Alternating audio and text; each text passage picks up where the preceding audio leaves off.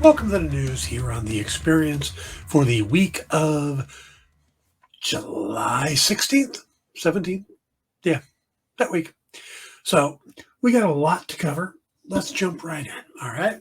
So over at the Annecy Animation Festival in France, the Warner Brothers executives showed off the start of James, the start of James Gunn and Peter Safran's DCU by showing some.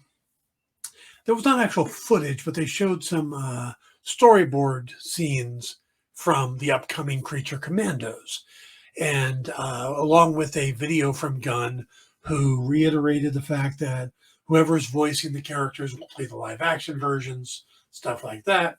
And the first scene we got is Rick Flag Sr., voiced by Frank Grillo, in kind of a dust up with Dr. Phosphorus, who's being voiced by Alan Tudyk. Now, again, it was announced recently that Grillo will also be appearing as Rick Flag Sr. in the upcoming second season of Peacemaker, which should be pretty interesting since Peacemaker killed Rick Flag Jr. Yeah. The second scene they showed was a bit more comedic. It showed G.I. Robot, voiced by Sean Gunn, bonding with the fishwoman Nina Mazursky, who's being voiced by Zoe Chow. And it kind of has something to do with the fact that G.I. Robot is basically a robot who was programmed to kill Nazis. And maybe he's not having that many Nazis out there. I don't know.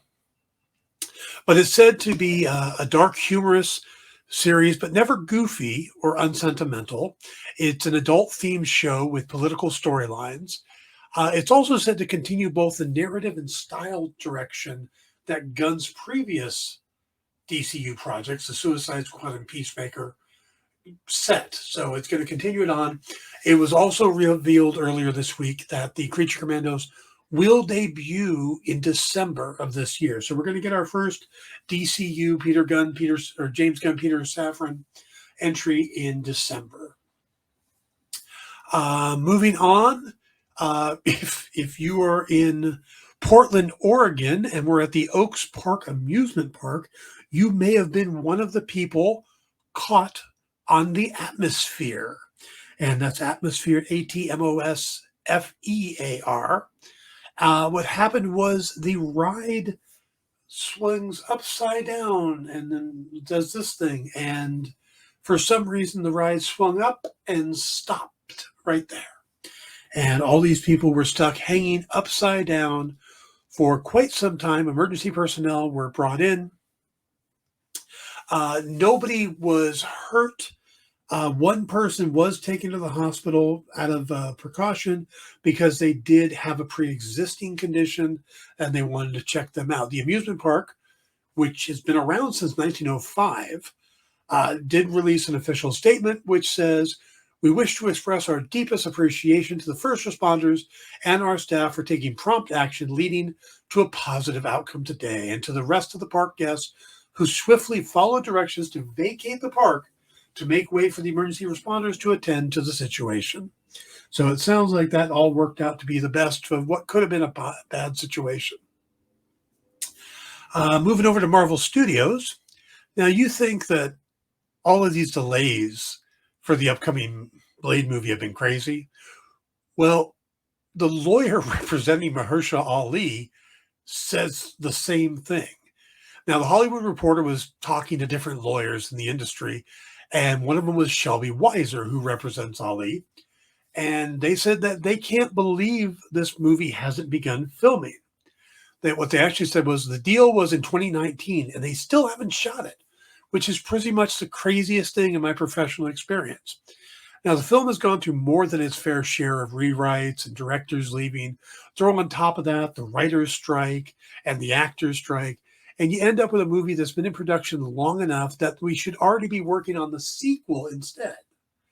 Now, at the moment, the film has been slated for November of 2025, but that is becoming harder and harder to believe as Marvel Studios begins looking for its third director since Yann Demange has exited the project. And now the studio has to worry about keeping their star. Mahershala Ali is in demand and is currently talking to Universal about possibly joining Jurassic World 4.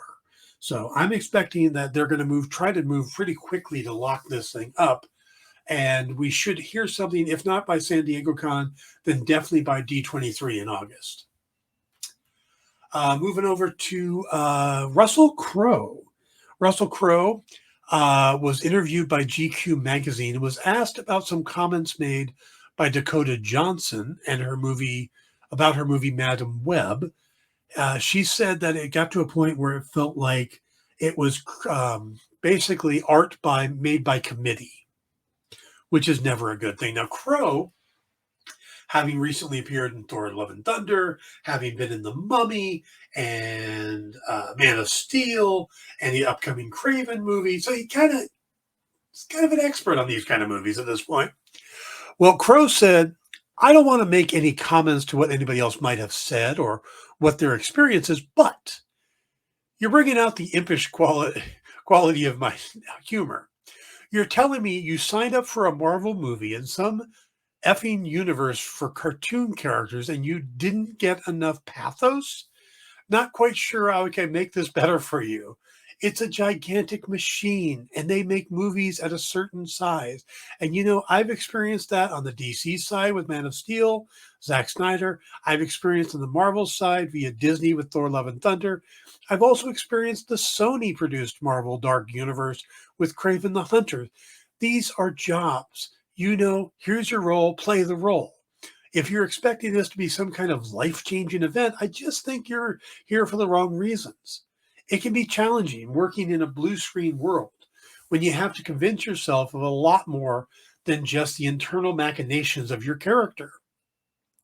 But for anything to be, and you can't make this a direct comment on her because I don't know her and I don't know what she went through, and the fact that you can have a bad experience on a film. I'm editing some of these comments because it is Russell Crowe. Yeah, you can. But is this the Marvel process? I'm not sure you can say that. I haven't had a bad experience. I mean, on Thor, okay, it's a Marvel movie, but it's the Taika Waititi's world. And it was just a gas every day being silly. And then with J.C. Chandler on Craven, I'm just bringing a little weight to the circumstances. So the young actors have got an actor they can bounce off of.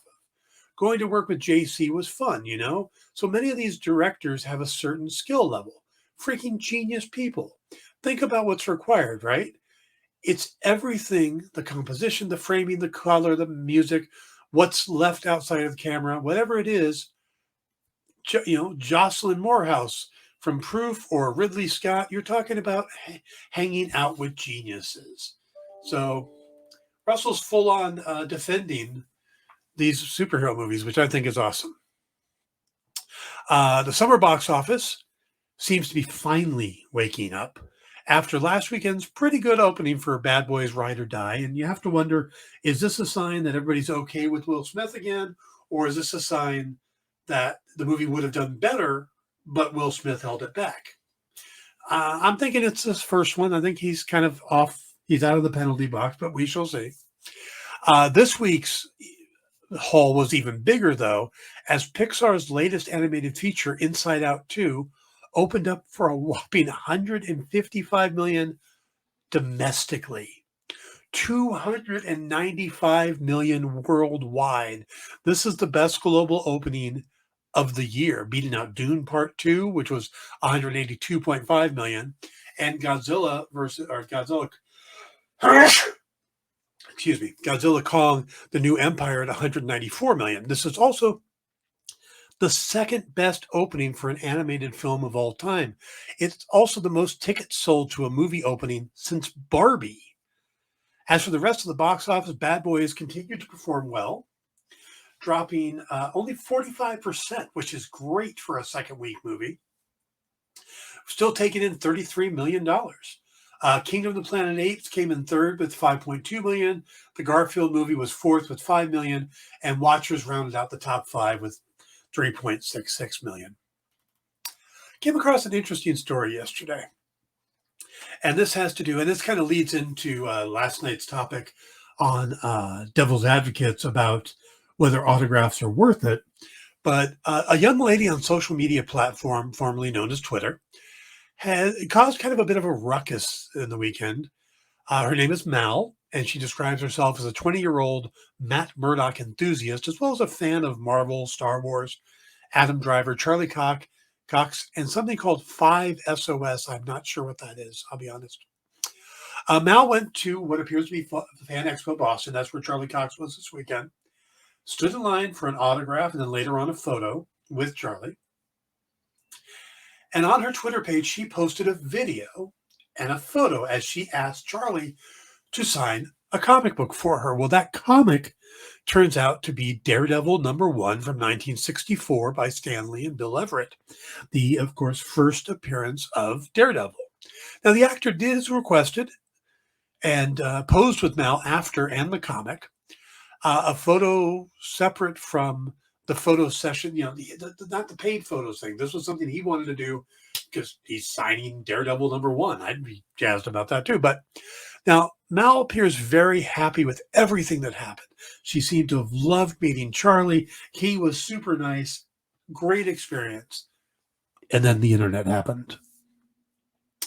She put it up, happy about her experience, sharing it on social media, and it got picked up by people basically calling her out for defacing comic history and talking about how, it devalued the comic. Well, a Daredevil #1 goes anywhere from $1,700 for just a torn up reader copy to $21,000, really depending on the condition. And looking at the copy she had, I would kind of put it in the middle.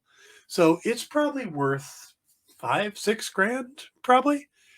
And what does Charlie Cox's signature add to the value of that? Well, in all honesty, I think there's two values to a comic and two values to everything in life: the resale value and the enjoyment value. What she could get if she sold it, I don't even fathom a guess. But the fact that she owns the first appearance of Daredevil, signed by one of her favorite actors who is known for bringing the character to life on the TV screen for Marvel Studios, she seems happy as hell with that. And I'm happy for her because I think that's the only thing that really matters. So Mal, if you're watching, good job. And thank you for sharing your experience with everyone. All right, one last story here. It turns out China's Film Bureau has approved the July 26th release of Deadpool and Wolverine, which is day and date when it's being released here. And this, of course, is probably the most anticipated movie of the year globally. But, they haven't really been allowing stuff like that. The first Deadpool movie never got released in China. And while Deadpool 2 did, but it wasn't the original Deadpool 2. It was that redone version, Once Upon a Deadpool, with the PG-13 rating. Then they put it out. So now it went on to do about 40 million in the market. But what they're saying is that Deadpool and Wolverine, there are no specific cuts. The Sean Levy directed D&W is minimal. There was some minimal stuff trimmed for violence, blood, gore, and language. But overall, there was no cuts made that impact the integrity of the storytelling. And that the Ryan Reynolds, Hugh Jackman star remains pretty authentic to the Deadpool spirit, unlike Once Upon a Deadpool. So looks like China is going to get pretty much straightforward. Like I said, they may trim out a little gore, maybe some of the cursing, but other than that, it's going to be Deadpool and Wolverine, which is very cool. All right, guys, that is the news. Remember to stick around for What's in the Box and Mint Hunter and Kicking It with Henri. All later on today here on The Experience. Have a great night.